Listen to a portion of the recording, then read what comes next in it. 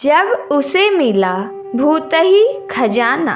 कहते हैं कि देने वाला जब भी देता देता छप्पर फाड़ के, पर ये जो देने वाला है वो ईश्वर की ओर इशारा कर रहा है। पर आपको पता है क्या कि अगर कोई भूत अति प्रसन्न हो जाए तो वो भी मालदार बना देता है। जी हाँ, हम आज बात कर रहे हैं एक ऐसे भूत की जिसने एक घूम घूम कर मूंगफली और गुड़धनिया से बना बहुत छोटा छोटा गुड़धनिया बेचने वाले पर इतना प्रसन्न हुआ कि उसे मालदार बना दिया। आखिर क्यों और कैसे, आइए इस कहानी को आगे बढ़ाते हैं ताकि इन रहस्यों पर से पर्दा उठ सके। हाँ, एक बात और, इस कहानी को आगे बढ़ाने के पहले मैं आप लोगों को बता दूं कि इस कहानी में कितनी सत्यता है ये मैं नहीं कह सकता, क्योंकि ये कहानी भी मैं अपने गांव जवार में सुनी है और गवई जनता की माने तो इस घटना को घटे लगभग 70-80 साल हो गए होंगे। पहले गांव में कुछ बनिया फेरी करने आते थे। कोई छोटी मोटी खाने की चीजें बेचता था तो कोई श्रृंगार के सामान या धनिया मसाला आदि। ये लोग दौरी में इन सामानों को रखकर गांव गांव घूमकर बेचते थे। आज तो जमाना बदल गया है और गांवों में कई सारे दुकानें खुल गई हैं और अगर कोई बाहर से बेचने भी आता है तो ठेले पर सामान लेकर या साइकिल आदि पर बर्फ, आइसक्रीम आदि लेकर। हाँ, तो ये कहानी एक ऐसे ही बनिए से संबंध रखती है जो गांव गांव घूमकर मूंगफली, गुड़धनिया, मसल पट्टी आदि बेचता था। इस बनिए का नाम रामधन था।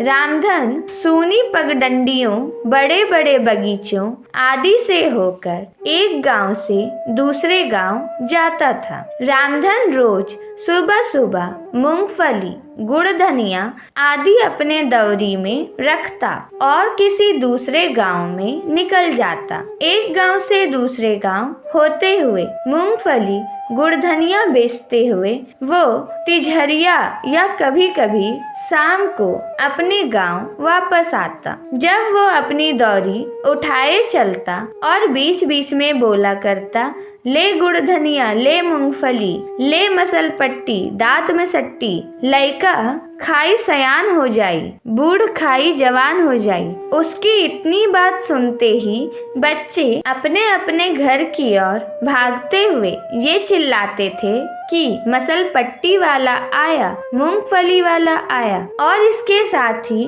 वे अपने घर में घुसकर छोटी छोटी डलिया में या फाड़ आदि में धान, गेहूं आदि लेकर आते थे और मूंगफली, गुड़धनिया आदि खरीदकर खाते थे। एक दिन की बात है, गर्मी का मौसम था और दोपहर का समय। लू इतनी तेज चल रही थी कि लोग अपने घरों में ही दुबके थे। इसी समय रामधन अपने सिर पर दौरी उठाए हमारे गांव से पास के गांव में खेतों में होकर चला। कहीं कहीं तो इन मेड़ों के दोनों तरफ 2-2 बीघा केवल गन्ने के ही खेत रहते थे और अकेले इन मेढ़ों से गुजरने में बहुत डर लगता था। कमजोर दिल आदमी तो अकेले या खरखर दोपहरिया या शाम को इन मेड़ों से गुजरना क्या उधर जाने की सोचकर ही धोती गीली कर देता था। हमारे गांव से वो पास के जिस गांव में जा रहा था उसकी दूरी लगभग 1 कोस है और बीच में एक बड़ी बारी भी पड़ती थी। ये बारी इतनी घनी थी कि दोपहर में भी इसमें अंधेरा जैसा माहौल रहता था। इस बगीचे में आम के पेड़ों की अधिकता थी, पर इस बारी के बीच में एक बड़ा बरगद का पेड़ भी था। रामधन इस बगीचे में पहुंचकर अपनी दौरी को उतारकर एक पेड़ के नीचे रख दिया और सोचा कि थोड़ा सुस्ताने के बाद आगे बढ़ता हूँ। वो वहीं एक पेड़ की थोड़ी ऊपर उठी जड़ को अपना तकिया बनाया और अपने गमछे को बिछाकर आराम करने लगा। उसको पता ही नहीं चला कि कब उसकी आंख लग गई। अचानक उसे लगा कि बगीचे में कहीं बहुत तेज आंधी उठी है और डालियों आदि के टकराने से बहुत शोर हो रहा है। वो उठकर बैठ गया और डालियों की टकराहट वाली दिशा में देखा। अरे हाँ, वो जहाँ सोया था वहाँ से कुछ ही दूरी पर दो पेड़ की डालियाँ बहुत तेजी से नीचे ऊपर हो रही थी और कभी कभी इन डालियों के आपस में टकराहट से बहुत डरावनी आवाज भी होती थी। अगर कमजोर दिल आदमी अकेले में ये देख ले तो उसका दिल मुंह में आ जाए, पर रामधन को तो ये आदत थी। वो मन ही मन सोचा कि शायद भूत आपस में झगड़ा कर रहे हैं या कोई खेल खेल रहे हैं। वो डरने वालों में से नहीं था। वो वहीं लेटे लेटे इन भूतों की लड़ाई का आनंद लेने लगा, पर उसे कोई भूत दिखाई नहीं दे रहा था। बस हवा ही उन पेड़ों के पास बहुत ही डरावनी और तीव्र बह रही थी। रामधन के लिए भूतों की लड़ाई या खेल आम बात थी। उसे बराबर सुनसान रास्तों, झाड़ियों, घने घने बगीचों आदि से होकर अकेले जाना पड़ता था। अगर वो डरने लगे तो उसका धंधा ही चौपट हो जाए। उसका पाला बहुत बार भूत, प्रेत, चुड़ैलों आदि से पड़ा था, पर किसी ने उसका कुछ नहीं बिगाड़ा था। वो अपने आप को बहुत बहादुर समझता था और इन भूत प्रेतों को आम इंसान से ज्यादा तवज्जो नहीं देता था। रामधन ने लेटे लेटे ही अचानक देखा कि एक बड़ा ही भयंकर और विशालकाय प्रेत इस पेड़ से उस पेड़ पर क्रोधित होकर कूद रहा है और इसी कारण से उन दोनों पेड़ की डालियां बहुत तीव्र से चरमर की आवाज करते हुए नीचे ऊपर हो रही है। रामधन को और कुतूहल हुआ और अब वो और सतर्क होकर उस भूत को देखने लगा। अरे, रामधन को लगा कि अभी तो ये प्रेत अकेले था, अब ये दूसरा कहाँ से आ गया। अच्छा, तो ये बात है। अब रामधन को सब समझ में आ गया। दरअसल बात ये थी कि यहाँ भूतों का खेल नहीं, भयंकर झगड़ा चल रहा था। वो बड़ा भूत उस दूसरे भूत को पकड़ने की कोशिश कर रहा था, पर कामयाब नहीं हो रहा था और इसी गुस्से में डालियों को भी तड़ोर मड़ोर रहा था। अरे, अब तो रामधन को और मजा आने लगा, क्योंकि भूतों की संख्या बढ़ती जा रही थी। अभी तक जो ये भूत अदृश्य थे, अब एक एक करके दृश्य होते जा रहे थे। और रामधन के लिए सबसे बड़ी बात ये थी कि आज तक उसका पाला जितने भूत, प्रेत, चुड़ैलों आदि से पड़ा था, उनमें काफी समानता थी, पर आज तो भूत प्रेत एक एक कर प्रकट हो रहे थे। उनमें काफी असमानता थी। वे एक से बढ़कर एक विकराल थे। किसी किसी की सूरत तो बहुत ही डरावनी थी। रामधन को एक ऐसी भूतनी भी दिखी जिसके 2 सिर और 3 पैर थे। उसके नाक नहीं थे और उसकी आंख भी एक ही थी, और वो भी मुंह के नीचे। रामधन अब उठकर बैठ चुका था और अब भूतों के लड़ने की प्रक्रिया भी बहुत तेज हो चुकी थी। भूत एक दूसरे के जान के प्यासे हो गए थे। इन भूतों की लड़ाई में कई डालियां भी टूट चुकी थी और उस बगीचे में बवंडर उठ गया था। अंत में रामधन ने देखा कि एक विकराल बड़े भूत ने एक कमजोर भूत को पकड़ लिया है और बेतहाशा उसे मारे जा रहा है। अब धीरे धीरे करके भूत अदृश्य भी होते जा रहे थे। अब वहाँ वही केवल 3 टांग वाली भूतनी ही बची थी और वो भयंकर विकराल भूत। अब रामधन भी उठा, क्योंकि इन भूतों की लड़ाई में लगभग उसके 1 घंटे निकल चुके थे। रामधन ने ज्यों ही अपनी दौरी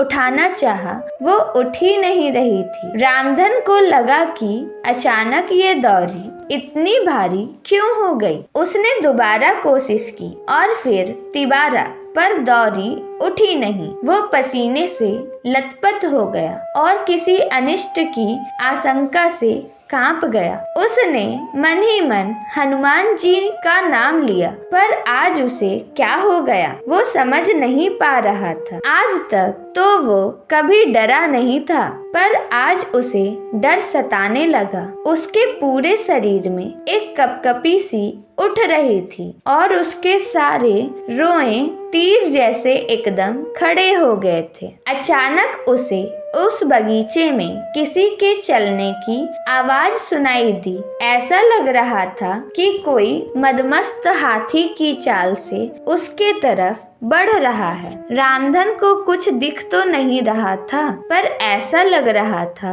कि कोई उसकी ओर बढ़ रहा है। उसके पैरों के नीचे आकर सूखी पत्तियां चरमर कर रही थी। अब रामधन ने थोड़ा हिम्मत से काम लिया और भागना उचित नहीं समझा। उसने मन ही मन सोचा कि आज जो कुछ भी हो जाए, पर वो यहाँ से भागेगा नहीं। अचानक उस दैत्याकार दृश्य प्राणी के चलने की आवाज थम गई। अब रामधन थोड़ा और हिम्मत करके चिल्लाया, कौन है, कौन है? जो कोई भी है सामने क्यों नहीं आता है? अब सब कुछ स्पष्ट था, क्योंकि एक विकराल भूत रामधन के पास दृश्य हुआ, पर एकदम शांत भाव से। अब वो गुस्से में नहीं लग रहा था। रामधन ने थूक घोटकर कहा, कौन हो तुम और क्या चाहते हो?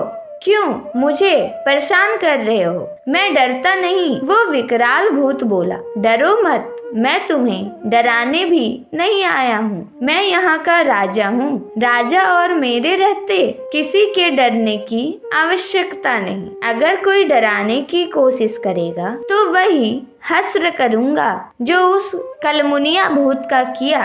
अब रामधन का डर थोड़ा कम हुआ और उसने उस भूत से पूछ बैठा, क्या किया था उस कलमुनिया भूत ने?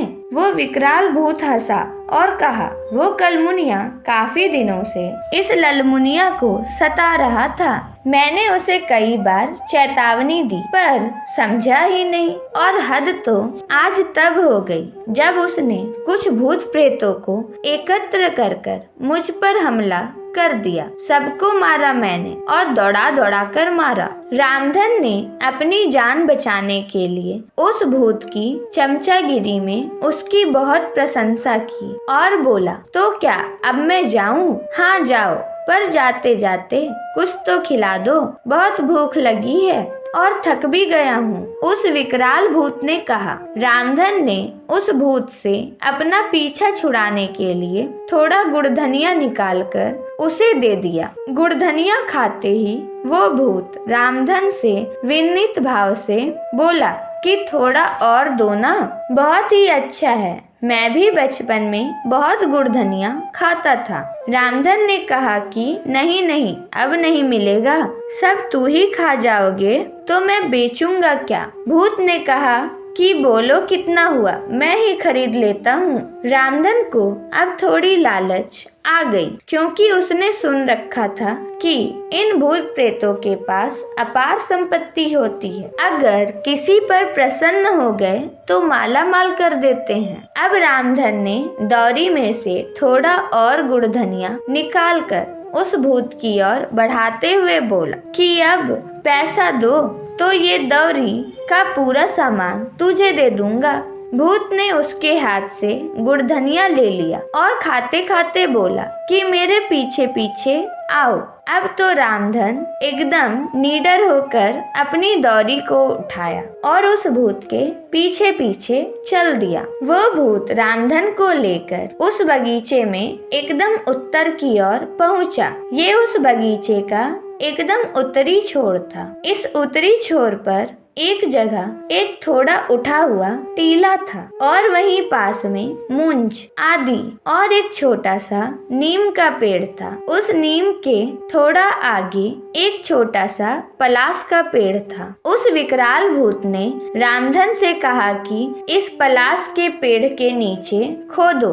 रामधन ने कहा कि मेरे पास कुछ खोदने के लिए तो है ही नहीं, तुम ही खोदो। रामधन की बात सुनकर वो भूत आगे बढ़ा और देखते ही देखते वो और विकराल हो गया। उसके नख खूपों की तरह बड़े हो गए थे और इन्हीं नखों से वो उस पलाश के पेड़ के नीचे खोदने लगा। खोदने का काम ज्यों ही खत्म हुआ त्यों ही रामधन ने उस गड्ढे में झांक कर देखा। उसे उस गड्ढे में एक बटुला दिखाई दिया। अब तो वो बिना कुछ सोचे समझे उस गड्ढे में प्रवेश करके उस बटुले को बाहर निकाला। बटुला बहुत भारी था। उसने बटुले के मुख पर से ज्यों की ढक्कन हटाया, उसकी आंखें खुली की खुली रह गई, क्योंकि बटुले में पुराने चांदी के सिक्के थे। वो बहुत प्रसन्न हुआ और अपने दौरी में का सारा सामान वहीं गिरा दिया